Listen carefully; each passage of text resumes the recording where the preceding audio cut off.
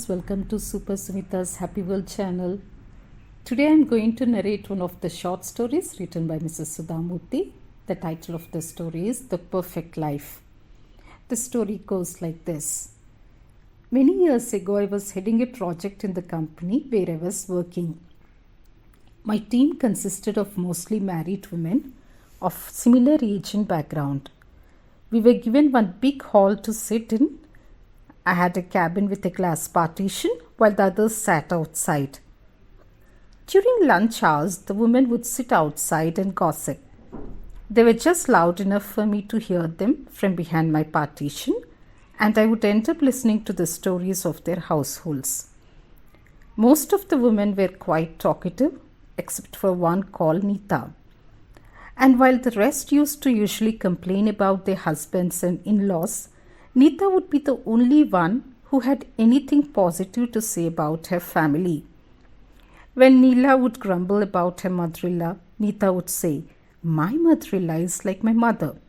Then Kusuma would say, "My sister-in-law is so jealous of me." And Nita could be heard saying, "My sister-in-law is fantastic. We share everything like sisters." Geeta's husband had got a short temper, and she would talk about how he got angry about the smallest issues. But Nita would say she was more short-tempered than her husband. In fact, he hardly ever lost his temper. One day Nita came to the office wearing a very pretty pink saree. Everyone commented what a lovely saree it was, and I asked her, "Where did you buy it from? Is it your birthday?" Nita blushed and replied, "Yes, madam, it is a birthday gift from my husband." And so we heard stories of her perfect family every day. Whereas everyone had the standard complaints of all working women on how they had to juggle their office work and responsibilities at home, where they got little support from their husbands or in-laws, Nita would relate how her father-in-law helped out with the kids, with their homework, and how her husband helped her in the kitchen. It was a common consensus that Nita was a lucky person, perhaps even the eighth wonder of the world. Savitri, the poetess, said, "Nita's family is better even than the flawed moon. It does not have any defects." Those days of laughter and joking passed, and slowly the group dissolved, and they each went their own way. Many years later, I got a call from Nita.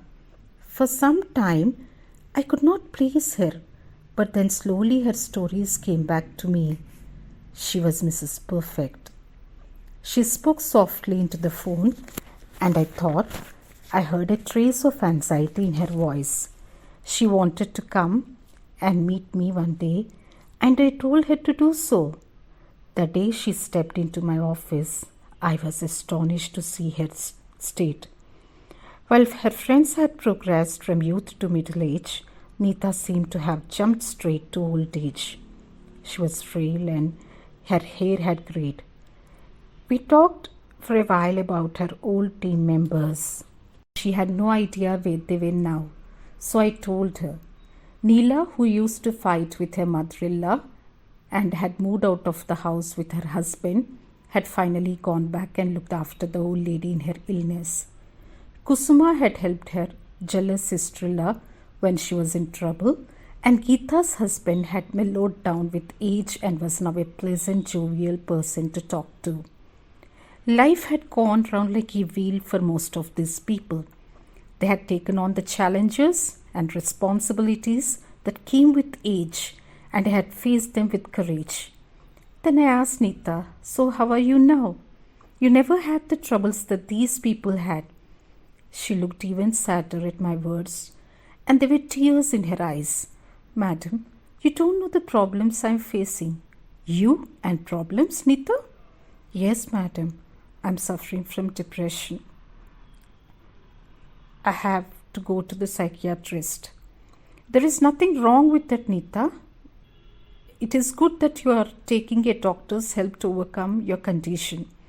It is like going to a doctor for any other ailment. There is nothing to worry about there." "Madam, I have been depressed for so long that the psychiatrist says if I share it with someone I know and respect, it might help me. That is why I was asked to meet you. I'm glad you thought of me, Nita. But why are you so depressed? You had such a wonderful family life. I always had lots of problems. I just could never bring myself to talk about them. My mother-in-law and sister-in-law was worse than Neela's and Kusma's. My husband always took their side in any argument.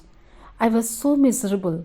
When my friends would talk about their families, I always wished I could share my story with them. But my mother had told me never to talk ill of my family in public. She said I should always restrain my emotions, and whatever happens at home should put up a happy face outside it. As a result, I would pretend to be happy. For me, being frank meant showing my weakness. I was stunned by her words. I had always thought being frank was a virtue. I was taught to look around me at all the misery that existed in the world and then compare others' problems with my own. I had counted my blessings when I felt sad, and that had kept me going even in my darkest days. Meanwhile, Nita was still pouring out her heart. Do you remember that pink saree I wore one day, which everyone commented on and said was so pretty? Even you had asked me where I got it from. I lied that it was a birthday gift from my husband. He has never given me anything on my birthdays. Nobody helped me with my children's homework or in the kitchen. I would struggle all alone, trying to do everything. My life was no different from my colleagues, but at least they gave themselves the freedom to talk about it and comment in public. I was too busy trying to show I had a perfect life. Now that you have realized that did not work, forget the past and try to be happy. Nothing comes free. I paid a heavy price trying to keep up the pretense of my life. I suffered from repeated bouts of depression. I tried talking about this with some people, but they did not understand, and I heard some make nasty comments about me. I hope you understand why I have come to you today and told you the truth. I took Nita's hand in mine and said to her, everyone has secrets. We all have faults that we try to hide. But the problem arises when we don't acknowledge those troubles and faults even to ourselves and pretend to be what we are not. A peacock looks beautiful when it dances, but it cannot sing. A cuckoo is dark but has a golden voice. That is why a cuckoo should never dance and a peacock should never try to sing. We can live our lives in happiness only when we acknowledge our difficulties and failures and try to overcome them with our strength of character. So this is the story, my friends. I hope you like the story. If you like this video, please forward it to your friends and also like this video and subscribe to my channel. Thank you so much for watching, friends.